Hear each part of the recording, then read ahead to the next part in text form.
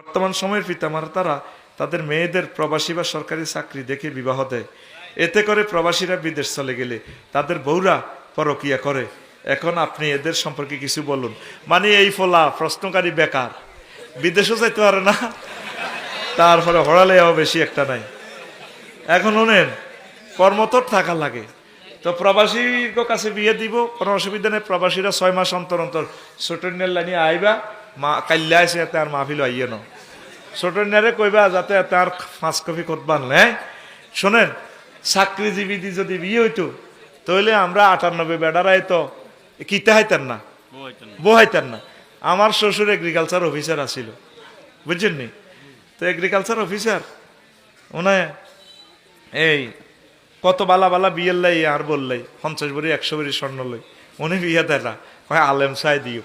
তার সে সময় বিল ধরেন মহাদ্দেশ। তো কইলতে আত্মীয় স্বজন সব বাগ হয়ে গেছে গো, এই ফলার কাছে কি এর বিয়ে দিবে, এত বড় মাইয়া। আর শ্বশুর কাছে কলা মহাদ্দেশ, আমি আলেম চাই বিয়ে দিও।